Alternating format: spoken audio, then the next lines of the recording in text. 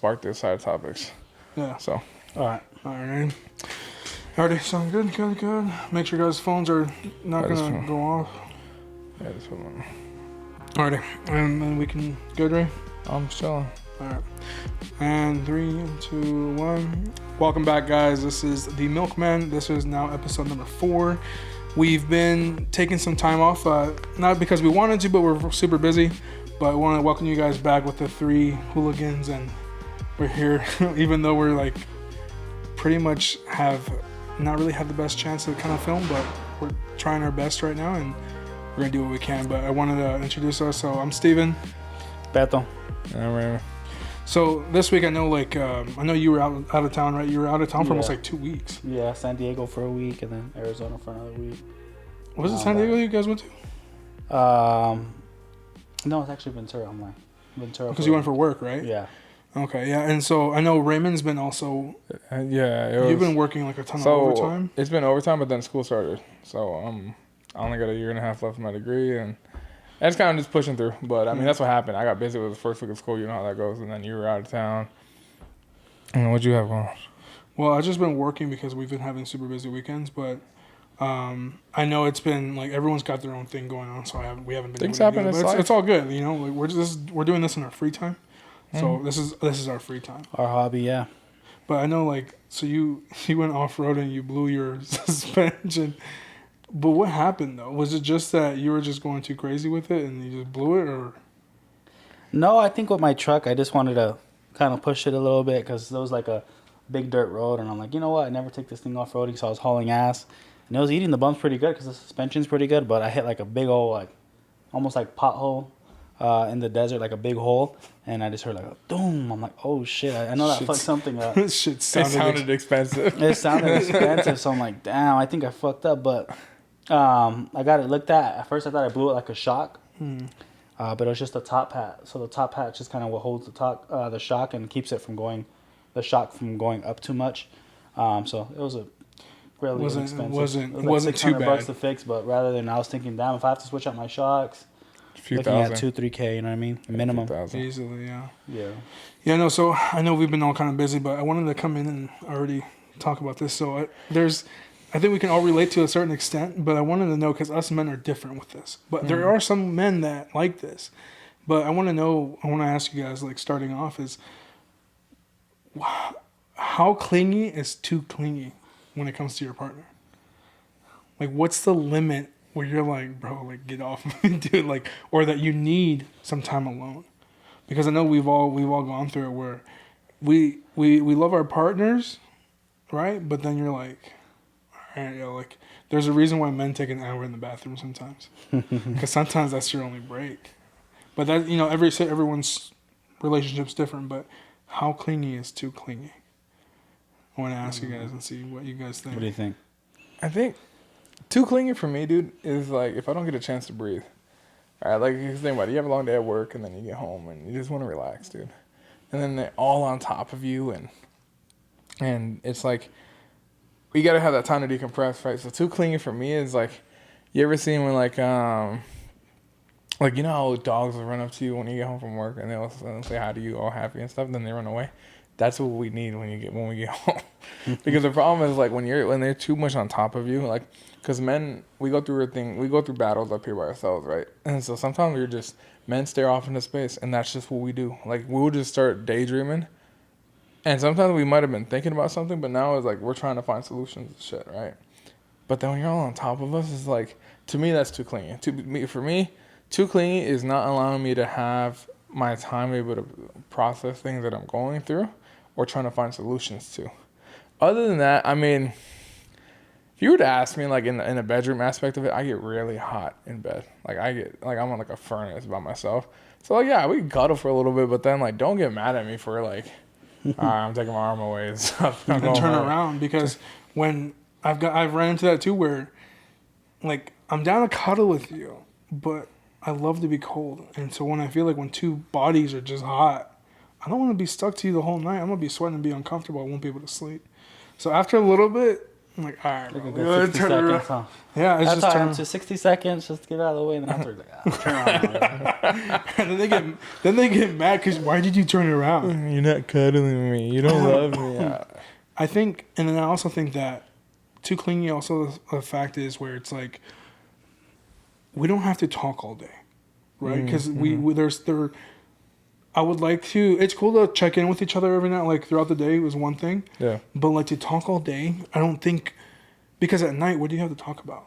If That's you've already yeah. talked all day and they've been blowing up your phone all day, whatever the case is, you don't really have much to talk about at night. And then you have like a boring, whether you live together or not, then you have a boring conversation the whole night. Like there's no, well, not even a boring, just no conversation at night. So I feel like that's another thing is that I feel like with another clinginess thing, and I'm not gonna lie, when I was younger, I'm sure I did that to my ex partners. But again, it's all about learning. But I do think that being too clingy to the point where, hey, look, like we don't have to talk the whole day. Like there was times where like even when I'm driving trucks, I don't like to be on the phone. For whatever reason, I know a lot of truck drivers love being on the phone and they can just talk for hours. When you guys would call me when I'd be over the road, dude, hey, what's up? What do you need? Whatever. 30 seconds, that's it, because I'm cool just being by myself. I love my alone time. I don't mind having a partner there, but I love my alone time. So it's like, at least if I go about my day and there's something that happened, I can talk to you about it later that night. Or I could tell you in the moment too, that's fine, but I don't like being stuck on the phone all day because I can't. Like I don't have it in me mentally to entertain a conversation all day. Yeah. I'd rather just talk to you at the end of the day, like my full day, but I don't mind checking in with my partner from time to time throughout the day just to see what they're doing, where they're going, whatever the case is. That's it. But I think that's like my definition into cleaning is being too attached to the phone. Like, trust me, my life is pretty boring. I go to work, come back home. Like I don't do a whole lot. So if I don't have that many exciting things, let's just wait till the end of the day to really like talk about that stuff. Yeah, for me, I think I look at it like this way: like whoever your partner is, they have to. Their 100% attention can be you. You know, they have to do things throughout their day that they like to do, whether it's going to the gym, going to Hobby Lobby, and kind of have something that distracts them throughout the day. And then you too, as a man, you have to have the things you like to do, the hobbies you like, and then to your point, throughout the day you might share that. But I don't like when there's like an obligation where you feel like you have to be there every second. So I think it comes down to that, like each individual person having those things that they like to do that distracts them. That way, you kind of stay busy in your own right, and then you intervene when you do, and you don't get too bored if you're just there with each other every second. So that's the way I kind of look at mine.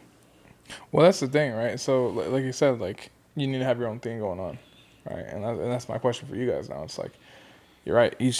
A relationship is two people, not necessarily like becoming one person, but becoming one strong force. But in order to do that, you need to always be developing yourself to a better person.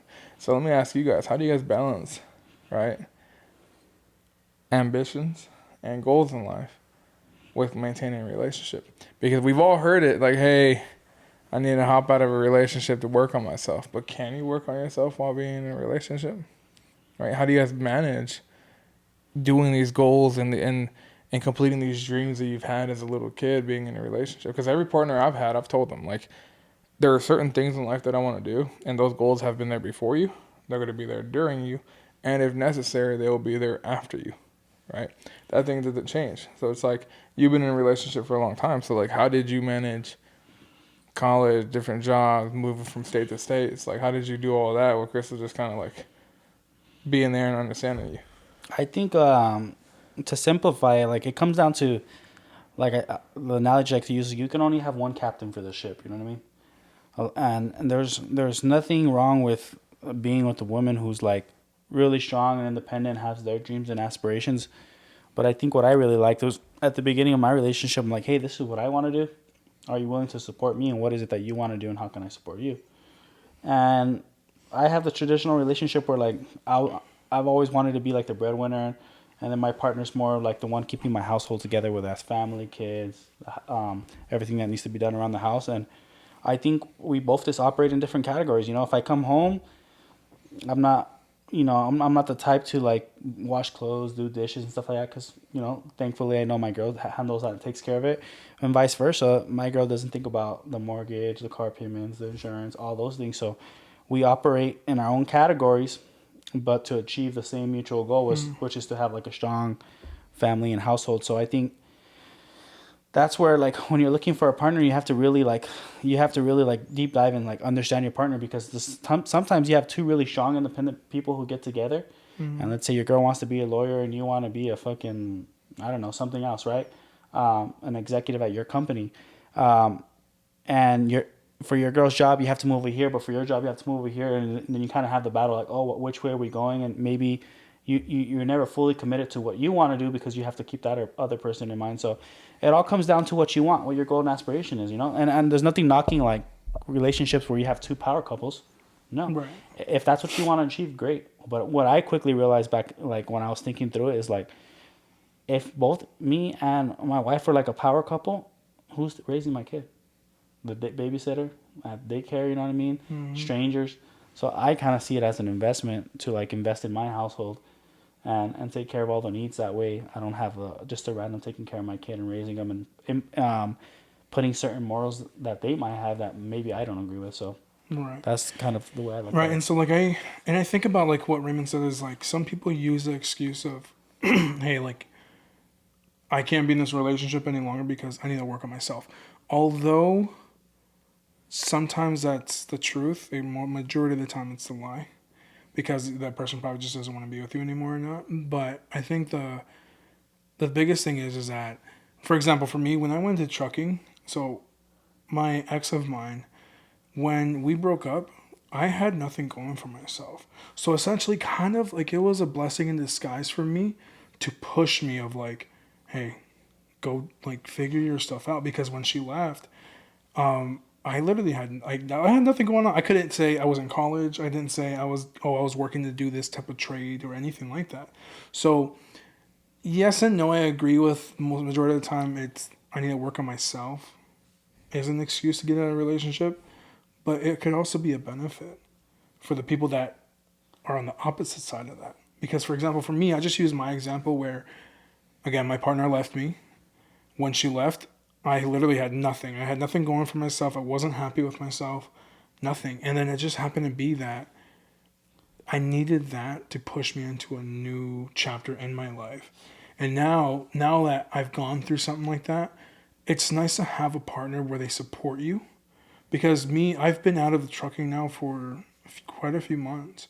And so I've been waiting to go back into it, so on and so forth. And I'm glad that with my partner, she understands like the visions I have and the goals that I have by next year. So it's nice to have that where I don't need to, because I'm not happy where I'm not at, I don't need to be like, hey, like, I'm not happy with my life. I know right now that I'm not where I want to be at, but I know she understands that she sees the picture that I'm trying to put together.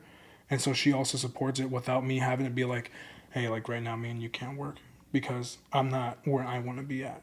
So having that support of a partner and they're, like you said, having that structure down where they can help you out and then you can also still work on yourself is nice. But I do think though that it's not you, it's me, I need to work on myself. Majority of the time, it's just an excuse to get out of a relationship because you don't want to be a real person, a real human, and be like, hey, like, I'm just not feeling this anymore. I think Mayweather says it the best. He says either you're a liability or you're an asset, right? So I think a lot of times as men or women, vice versa, when you get in a relationship, you know if that person's going to be a liability or an asset to your life. So you might use a petty excuse like, oh, I need to work on myself just because you don't want to hurt that person's feelings. Mm. But at the end of the day, what it is you realize, okay, this person is becoming a liability or they're hindering me from achieving what I want to achieve, so I have to exit. So it's like just your way of being like sprinkling, extra sprinkles on the cake and be like, oh, I need to work on myself. But sometimes you're just like, hey, you know what? So it's not going to work out, X, Y, Z. And sometimes it's good to address it right off the bat because if you tell someone, hey, this is what I want to do, and you're kind of getting in my way, I want you to be an asset to my life and aid me, and I also want to aid you. So by being more confrontational or being more transparent, should I say, it might give you the opportunity to give that person an opportunity to change their behavior. So maybe you do work out, you know. But that's why sometimes as men, like, it's hard. You don't want to be an asshole, but I'd rather be truthful than to lie to you, you know. Yeah, So that's very true. it's interesting. That's very true. And then, I also think about it where it's like, I feel like some people force themselves to be together with one another just because the idea of it, right? Because if you're forcing it, you're not working out, like, bro, like, I'm sure many people have noticed how hell of a relationship it is when you try to force something. So you don't have a partner that's on the same boat as you and you both understand each other and visions, then it's hard to make that work. But when you do have a supportive partner, it's nice to see the whole thing flowing so smoothly. And then when you look back at it, you're like, damn, like, we actually, thankfully, we supported each other and look where we're at now. Like, for example, you guys, you started your career in college. You went to go you go out of state to do an internship. Crystal followed you and she supported you the entire time. And it's nice to have that because to where you've made it from where you've came from, it's not easy. Yeah. It's not. So you've worked your ass off and look where you're at now, you know? And so I do believe that you can, honestly, you can make your dreams come true and achieve your goals while still having a supportive partner as long as things are concrete and you have a good understanding with one another. No, I agree. And it's also hard as a man. I'll give you a different perspective. It's like the higher your value is as a man, the more options you have. So at the beginning of your life, let's just say hypothetically, you're trying to build that value, so your options are less. So that's a struggle that I don't want to say I deal with now, but if you think about it, like now I do have more options. If you want me to be blunt, right? As far as like relationships and stuff like that, but I value my girl and the history we have and the way she's helped me build. So I honor and respect the time she's invested and the time I've invested in my relationship. So it makes me want to, like, you know. No, yeah, I mean, there. Crystal then got the ultimate payout, right? She stuck with you, stuck through it, the entirety of the way, man. I remember when you first came out here and you were in the tobacco industry, you were doing the sales management for that, and she initially got and I remember going to you guys' the rental house, right? I remember where you started Forgot there. about that one, yeah. Yeah, the rental house, and that's when we first started like coming over and stuff, Springs, and then you bought your first house, and then you bought this house, and like ultimately she went from like, oh, she was like a closing manager for loan mortgages and this and that. I'm like, now ultimately she's a stay-at-home mom and she's chilling, right? She got everything taken care of. You're right. She doesn't have to worry about the mortgages or anything of that nature. But yeah, man, there's always a payout. There's always a payout for something, and the biggest thing I think is quality over quantity for sure. For sure. Right, and we've all learned this. This could be anything, but specifically with women, and quality women are hard to come by. Quality women are hard to come by, bro. It's definitely like, especially in the city of Las Vegas, bro. It's tough. But yeah, Crystal's a 1 in a million for sure. Because I mean, you guys essentially set a really good example on how family and structure and everything else should be. Like there are things I look up to you for sure about, there's things that I don't have experience with. Like we grew up without a father, right? So like you at least had that father figure structure, and it's like, not that I'm fucking sitting here calling you daddy, but if I need advice on things that you've gone through that I haven't gone through before, like I'm looking to buy a house at the beginning of next year, right? I came to you about that too. I was like, oh, I'm gonna rent an apartment. You're like, but why? You start putting everything in mathematical terms, not just because of the business degree aspect of it, but because you've gone through it. It's like, why am I gonna, not mistakes essentially, but why am I gonna follow the longer route? So yeah. I mean, that's what I got so far. That's kind of lead me into my question. So I have the perspective of being in a relationship for a long period of time and learning and growing with these people, with my partner, should I say. What have you guys learned from almost the opposite lifestyle, where you've been single for X amount of years, and like, what are the pros and cons to that, and what have you learned from that?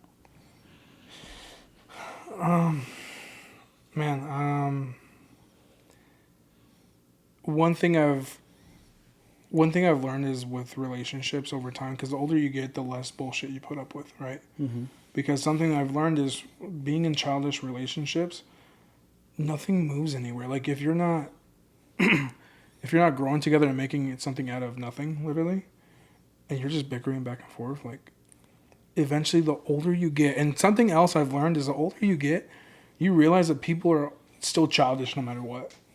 Because we've had, like, not us, but like we've had family in our family members in our family that, dude, they're like pushing 50, 60. They're still childish, and their relationships are still somewhat shit because the childishness never leaves. But I will say though, the older you get, or the older I've gotten, the less time I have for like petty little arguments.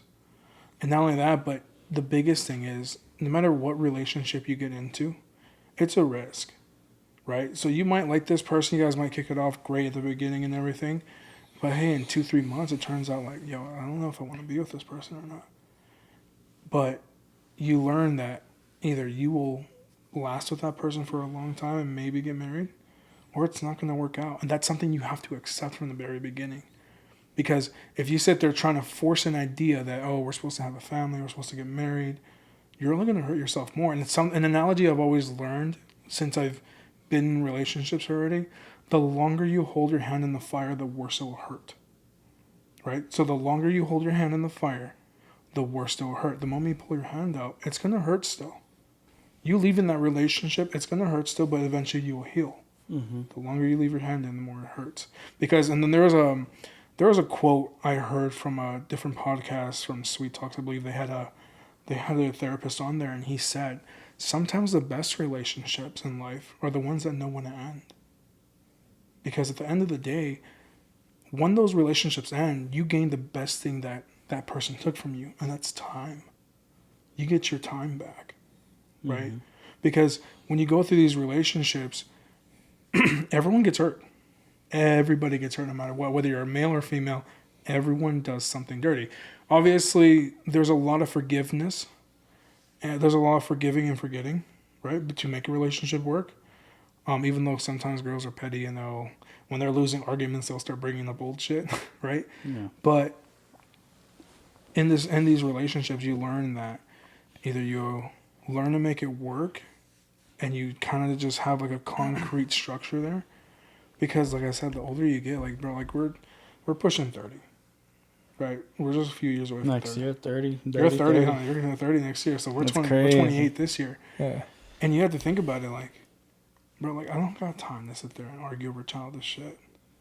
It's either we act like adults and communicate, or we don't. And that's one thing is that with the partners that I've chosen in the past, I've learned many things from these relationships to carry them on to the next ones. Because again, I'm not trying to sit there and argue over something dumb. I'd rather, hey, this is how I feel, this is how you felt. Let's come to an agreement, let's move on. Yeah. Because what do we get out of being sitting there being mad at each other? Nothing. So I'd say like the biggest thing for me is accepting the risk that either we're going to make it or we're going to get hurt. Right? And then also accepting that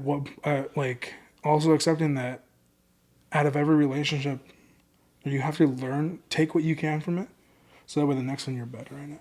Yeah. And that's on my end. What do you think? I think there's been a few things I've learned, right? Dating people. All right, you start narrowing down. Don't get me wrong, you narrow down the looks for sure, right? You start thinking like, all right, this is the type of person I like to look at every day. Because the better they look, the more shit you're willing to put up with. You know what I mean? Because the better they look, the more shit you're willing to put up with. And it's the truth. Because imagine you're not attracted to the person, and now you still got to deal with their bullshit. Yeah. Right? Makes it harder. But the thing about it is just like, you got to learn a little bit from everybody, man. It essentially makes you who you are. Because don't get me wrong, you could have been a terrible boyfriend in this relationship.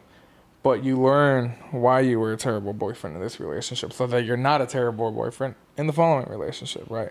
You don't commit the same mistakes. You don't treat the person the same way or whatever, or you just develop from it. The biggest thing, like my brother said, like, you're always going to end up hurt. Someone always ends up hurt, right? And the biggest thing I learned from it is just, if that person hurts you, forgive and move on. Because the longer you hold against them, like, they did me dirty, they hurt me this, they hurt me that, the longer you hold that against them, the longer it takes for you to heal. To move on, yeah. Because the problem is, like, after a emotionally and mentally draining relationship, dude, I don't even want to look at anything else that has a vagina, bro.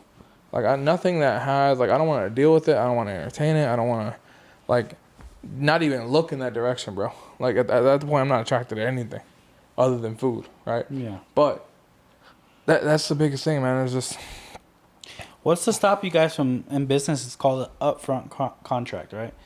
So what's to stop you from, like, obviously you don't want to ever go on, like, on the first date and be like, oh, this is what I want in my life, this is what I want to do, because you're going to turn that person off, right? But just having a real conversation, like, hey, this is the direction I want to go in my life. This is what I intend on achieving. What do you intend on achieving? And how can we do that together? And then right from the beginning, you can find out, man, this person lives in La La Land, or they live in a fairy tale, or, yeah, this person has the same perspective as I do. So it allows you to kind of, like, almost save some time because you are so, like, transparent. Like, you know what I mean? Like, but obviously it can't be like the fucking first date either. You're not gonna be like, oh, first date, this, and that. Because if a girl did that too, it'll turn you off, you know? But at some point, after you've been talking for a few weeks, like, hey, this is what I intend to doing with my life. What do you intend to doing with yours? And kind of align yourself to make sure it's even, you guys are even compatible, you know? no, Because yeah. it's interesting because all of us are compatible, like, you know, like sexually and stuff like that, right? But after that, that's what else are you compatible with after that? Because sometimes, like, that aspect can't hold on forever, you know? That's not a sustainable relationship if it's based off of just lust, you know? Yeah. So it's you have to go much deeper than that. Yeah, because you had mentioned something of like, when is it time? Yeah, like, and you're right, and that's what I mean, right? Lust, right? Either lust or just a relationship that's kind of surface level. Like, when do you walk away? You know what I mean? Like, as a man, and men stick it out. Men could be in terrible relationships, and typically, like, if they're miserable, unhappy, out of love, they'll stick it out too. Men will stick it out, but then it's like, without putting the factor in of cheating, like, when do you know when to walk away, right? Like, how unhappy do you have to be to walk away? And that's a part of it. It's like, if you realize that this person doesn't do shit for me. Like, I'm not happy. They don't make me happy. They just add more stress to my life. How long do you stick it out? When do you know when to walk away? I think we all have that intuition, like, but when it goes back to what I told you, is like sometimes you feel bad for the other person or you feel scared. But the way I look at things, it's always like you always follow your intuition. Like, if, like, let's say for example, if you were in a bad relationship and you're trying to make it work, and if I brought you to the side, I'm like, hey bro, you think this is really gonna work? You're probably gonna be like, nah bro. But for some reason you're still gonna stick it in there, right? So the way I've always looked at it is like, it's like if you have something that's not working out, it's like a cancer. The faster you get rid of it, the better, you know? Either it's going to consume your fingers and you have to chop off your fingers, or if the longer you wait, you're going to chop off your arm. It's just going to keep the virus or the disease is going to spread more and more. So, like, yes, it's hard to deal with it, kind of to your analogy where you put your hand over the fire, but the faster you deal with that, the better, you know? Right. So I think that's what's difficult as men and women in this life, is like making those hard decisions. But you have to make them in order to get the outcomes that you want. Yeah, because I think at some point you become unhappy, right? And most of the time, men will thug it out. Men will thug it out, and I can say the same thing. I've thugged it out before, even though I wasn't happy. But I've learned that from past relationships. Like, if it gets to the point where I become extremely unhappy with the relationship, and I just know deep down in my heart, I'm not sitting there being delusional, being like, hey, this is going to get better. Because sometimes it just doesn't. And with women, like, women will check out of the relationship way before they break it off, right? Men, sometimes we do check out, but we thug it out. And so that's one thing I learned from past relationships. Like, I don't want to thug it out and continue being unhappy, because what does that benefit me? How does that benefit me? Nothing at all. I would rather be straight up and be like, hey, look, like, this is how I feel. I haven't seen anything change, and I just see myself being more unhappy and more miserable being in this relationship, where I'd rather just myself just exit and be straightforward, because you trying to sugarcoat stuff and go around the bush and trying to see and just hoping that person will change, or hoping that your relationship will get better. It's just, you're just kind of fucking yourself over at the end of the day, you know, because at the end of the day, like, why are you going to sit there and continue dealing with it when you know you're probably better, happier by yourself, even though it's going to take a little bit to get used to being by yourself, again, because you've been in a relationship. But you're better off just, if it gets to that point, and that's what I've learned, if you're no longer happy, just leave. Yep. I get Just that. leave, because it's not worth the headache. It's not worth that to stay in it. Yeah, I get you. And I think, like, another question just to follow up that, and it can be quick, is as men, we all live by a certain code, right? There's a certain way you conduct yourself, and you make decisions for a certain reason. So like, what's a code that you guys live by, like that's helped you like throughout your life? And I'll start it off by an example. So like, I always try to make the most logical choice and kind of leave my emotions out of it. Like not make decisions based off emotions. Because what I found out in my life is that if I choose the more logical choice, I tend to get the better outcome. Rather, if I choose the most emotional choice, I tend to get the outcome I don't want. So a lot of times I look at a situation like, and I have to self-reflect and be like, am I making this decision because it's the most logical, or am I making this decision because it's feeding my emotions, but it might not get the result I want? That one's a little tough. I feel like something I've always based my choices off of, besides being logical about it, is how am I going to feel after I make this choice? It's just, obviously we have to make tough decisions in our life, but I always have to, essentially in the long term, look out for myself. Am I going to be happy after I make this decision, or am I not? I'm not saying I'm going to make a decision that's not going to make me happy, but it's going to make someone else happy. Like, obviously sometimes we have to sacrifice a little bit, but I always look at a code of, am I going to be happy after making this decision? Because it's my own conscience I look at, where I'm like, do I feel bad for doing that? Yeah. Or is it kind of selfishness? So almost working backwards, like looking at the result. Okay, is that the result Is I'm that going to the want? result Do I I make want? a decision? And so even though it's kind of putting emotion in it, but I'm more now looking at it as like, emotion wise, I'm looking at it like, am I gonna be satisfied with the decision or life choice that I made with it? Because there's been choices I've made in life that I regret. Like, I regret hard, but again, how else do you learn, right? For sure. You know, how else do you learn in life with that? So for me, it's I think it super thoroughly before I make decisions, where I almost have escape plans, like plan B, plan C, plan D, if I have to fall back on stuff. But I always go thoroughly think through every plan and every choice before I make it. And then it's kind of like a conscious thing. Am I going to feel good about this choice, or am I going to feel bad about this choice? For Even sure. though it's logical, because like I said, sometimes we do have to make the tough choices, you know, but I think that's me, is just, I want to be as thorough as I possibly can and be happy with the choice I made when I make it.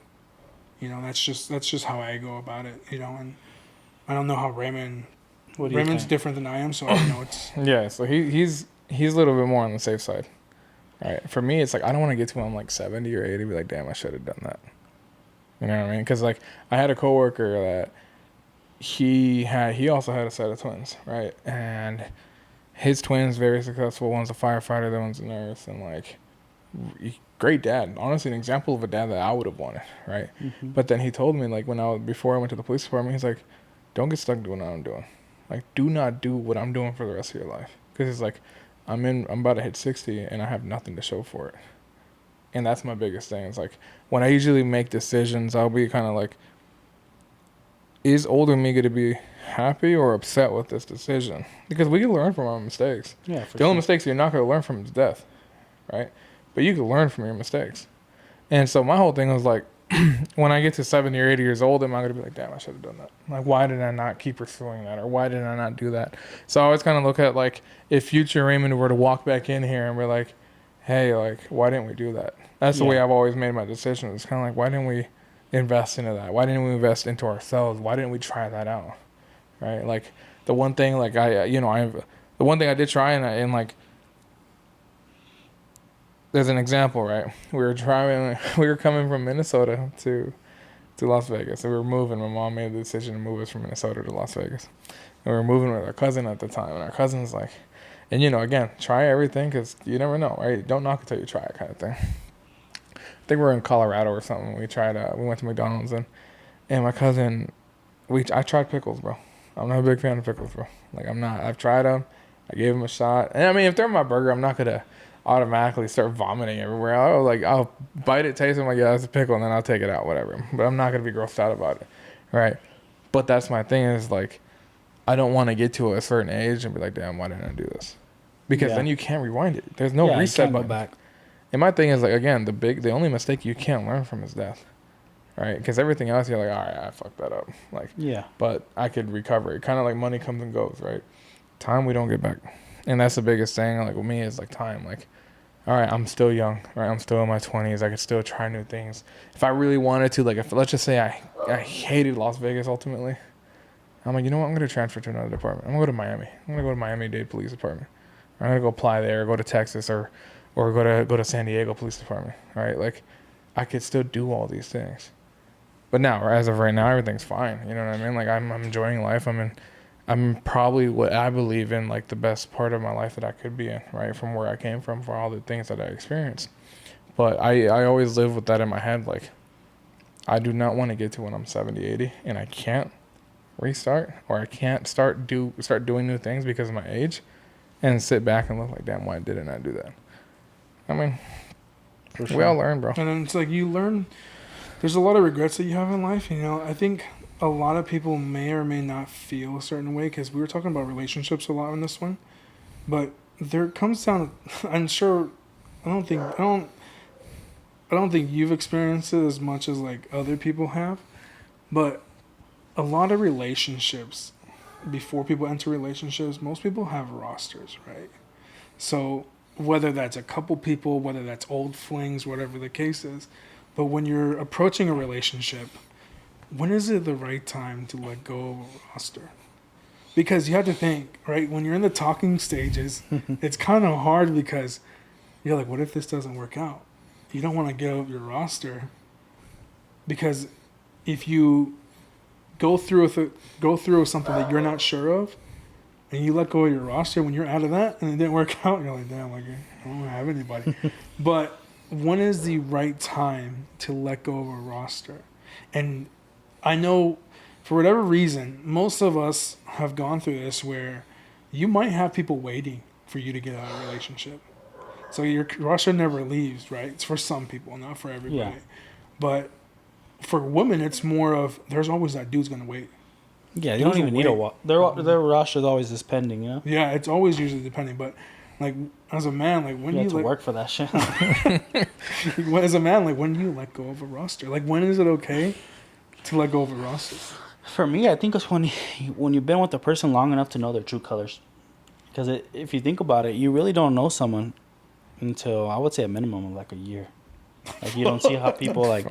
No, you don't see how people their true the way they're gonna act in certain situations. So I think once you believe in yourself, like, hey, this person, I know who they really are, and I want to be with them, then I think that's a good time. And just to And clarify, that can be like a year, yeah. 2 years, 3 years for some people. So who knows? And just to clarify what he's saying, he's not actively texting other people for a year. It's just a matter of like, but yeah, I mean, the reality of it is like we never really know anybody, right? Like we won't know the full like extent of somebody. Even in a year, it's kind of short to Honestly, formally know somebody, right? So it's like you're right. Like you could start a relationship and then things are going good for the first few months, and then it's like now you're getting arguments and you're not happy anymore, and it's like, did you just cut off all your roster? Now I'm not saying that you're essentially cycling through the roster, like, all right, who's available for me, like who's up next, right? Like number 5, check in. No, it's not like that, but it's just a matter of like you never really know who you're dealing with. And the last thing is like, depending on who the person is, like if you're okay with being alone, then the roster doesn't really matter. It's whatever comes your way, right?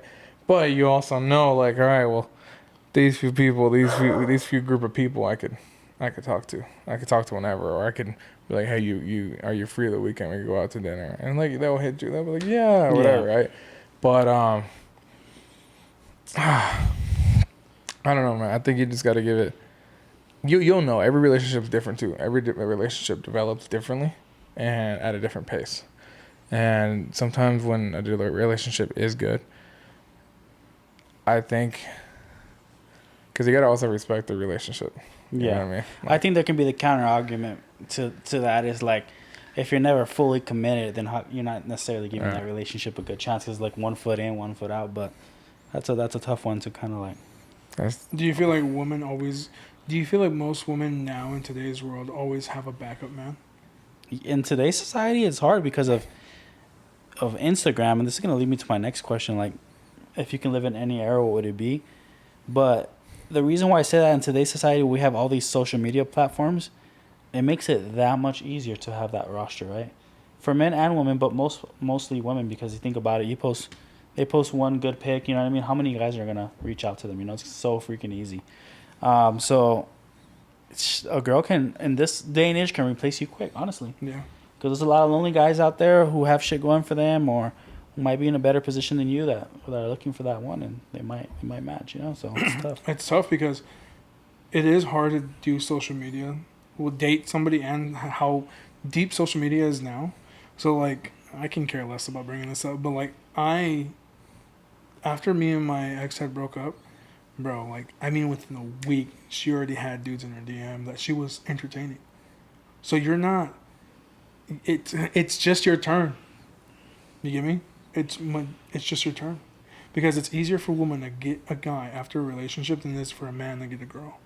Unless for whatever reason you're a dog, and you've already had that kind of lined up, it's easier for a woman because, like you said, they post a thirst trap. How many replies and this and that, whatever.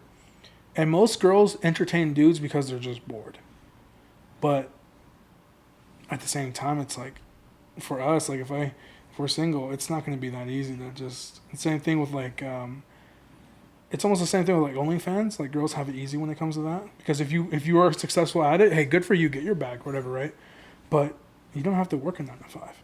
Yeah, and this kind of correlates with the thing that I get with like when I talk to my girl about like when guys go out and when girls go out, it's two different things, right? Because let's say we all go out and we have the intention like, yo, I want to pick up a girl tonight or whatever the situation may be. You can try your hardest and you won't get shit, And just for women, just a whole bunch of It's like rejections. it's like the trend. How many bitches you talking tonight? Yeah, 4. and it's Yeah. like And then zero. it's like 0. It is at zero. And for women, like they'll talk to as many guys as they want to entertain. You know what I mean? They can talk to 20 guys. They don't even have to do this. Talking. They don't even have to. Yeah, someone's gonna approach them. Tell them they're beautiful or whatever, and that's why for me it's always been. It's like obviously I trust my girl, but I never really wanted her to be in those environments because I always look at it this way. There's always gonna be that 1 out of 100 guy who can pull your girl. Someone can always pull your girl, and that's what I always think. Like it just takes that right one, and the more exposure that your girl has to those environments or to possibly coming across that man, the higher the chances of her cheating on you or leaving you for another dude. You know what I mean? But who knows? Maybe that's just my insecurity or whatever. But I just look at things always as math, and the more exposure you have, the higher chances of things happening. So Right. that's So I agree. Girls have it easier. So the era, you said the era. What era do you want to live What era would you want to live in? Yeah. I think post World War II. Like I get it why there's a baby boomer generation. Like life was good, dude. USA just won, and like people were making the most money they ever made. Houses are cheap, cars are cheap, right? And like everyone's just happy, right? And it's like, and the communication is a lot different, and the style of life is a lot different too. Because think about it, in that day and age, like essentially women didn't have to work, so you could come home to a Single income. Yeah, you could come home to a hot cooked meal and whatever else the case may be. But then also like, if you notice that generation itself, those older folks, they're some of the happiest people around because they lived through that. Don't get me wrong, they went through the 60s, which is still a good time.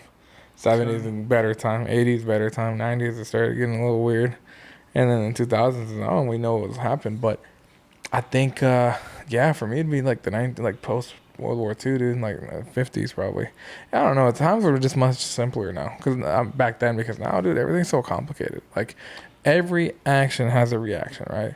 And I forgot what scientist it was. Wade Newton, for every action there's an equal or physics. Yeah, it's like the reaction of it, right? It's like you do this, it's either bad or good, and you're gonna find out the results real soon.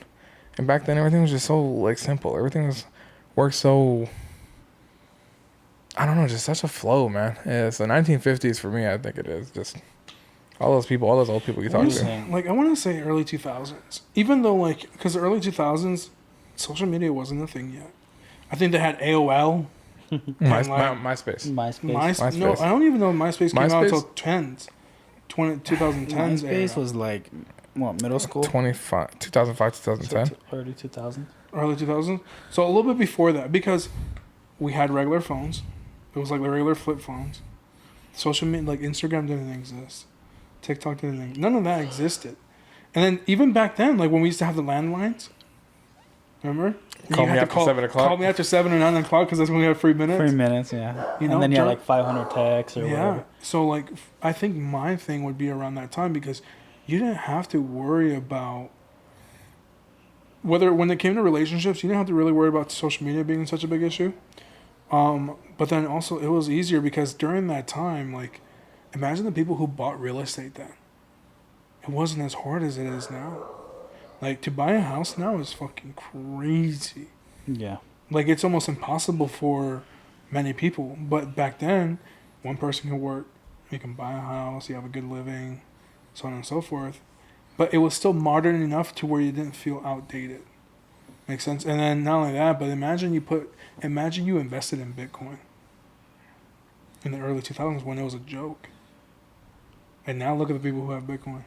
Yeah, true that. You know, so things like that, because that's when the early starts of technology really started kicking out, where it's like Bitcoin, Microsoft was coming up, all these other, Apple was getting ready to come up.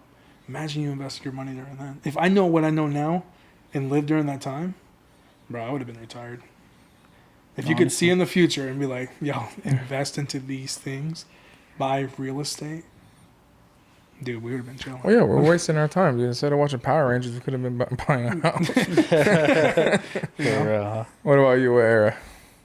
Yeah, I think post like prior to like social media, you know, where you still can call somebody, but there's no like find my iPhone or like posting stories and shit like that. You know what I mean? Like none of that stuff, because it's like I always think like back in the day, like let's say you had a bad experience in one location, you can literally move somewhere else and create like a whole new identity. No one would ever know. And that's what I think about today's era, where like your history and what you've done will follow you no matter what, because whatever you put on social media is going to stay there for the rest of your life, you know? So there's a lot of people who, that's why like in high school and stuff, like I think about situations where people were getting caught up posting things that they shouldn't have. Like let's just say, you know, they move away from all those people, they get a nice career and stuff like that, and then one day at their job, someone digs into them and they find that, and that can ruin them. That action from like 10, 15 years ago can still ruin your life 10, 20 years later. And it still happens. People will dig up old information on people who recently just got famous. Yeah. And they get canceled. Look at Sketch. Yeah. Sketch started going with these gamers and everything, with these streamers. And homie was doing OnlyFans stuff. And no one knew about it, but someone found it. And they almost got him canceled. He said he almost committed suicide because of that. Yeah. So there's possibilities there, but you know, it's you can transport it, like that's why I would wish I could transport like my life back to the early 2000s, where it's not as easy to find shit out. It's not as easy for someone to keep track of you, because now people make fake profiles of you. I've had fake profiles of me before, and I'm like, bro, how does someone have that much time? Yeah. How does someone have that much time? You know, and I also thought about it where it's like during My dog, Amazon's here. Dior!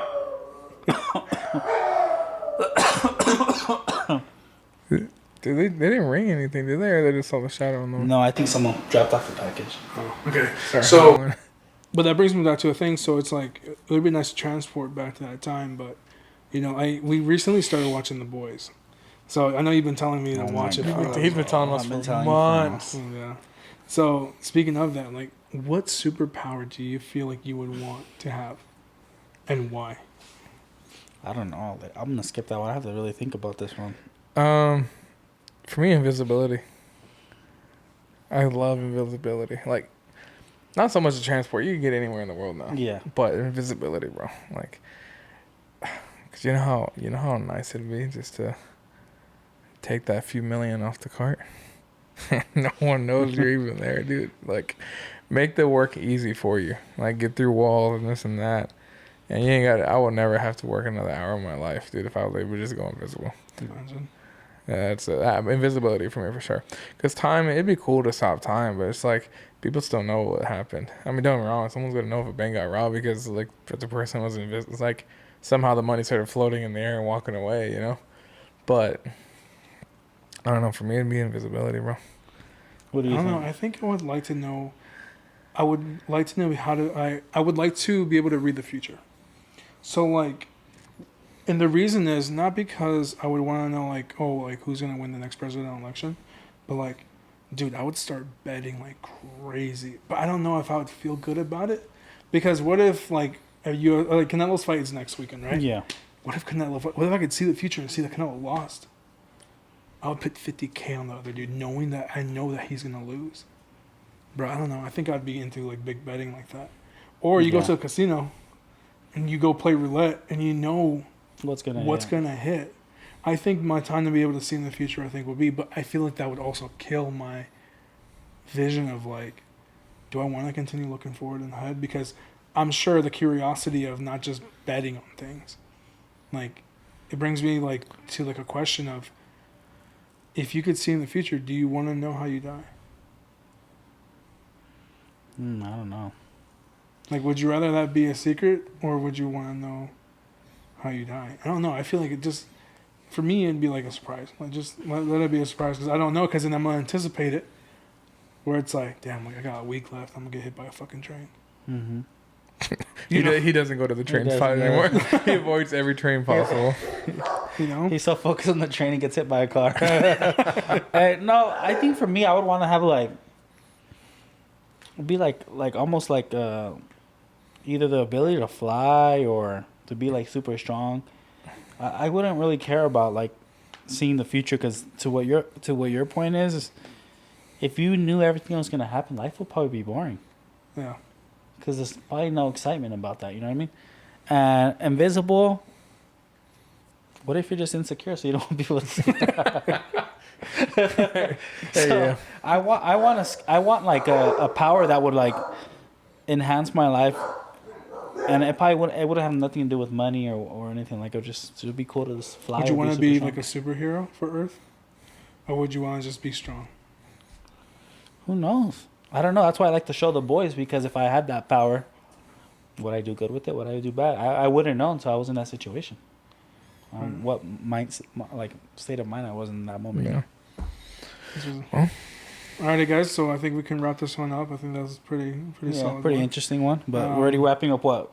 Fourth pod? Fourth one already. That was good. That so was good. I believe in the next coming up ones we will have the girls on, which will be different perspective. Godspeed to both of you.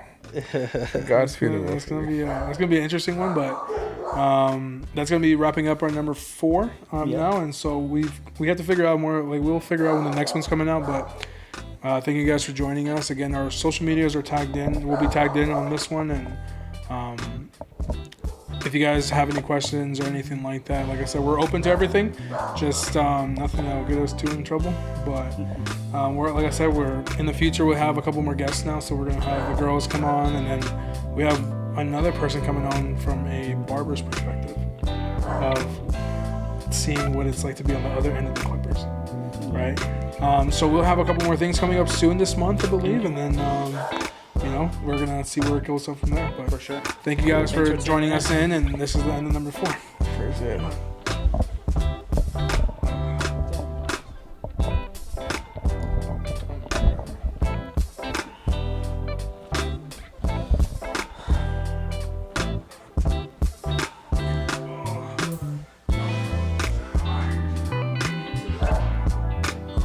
Tranquilo.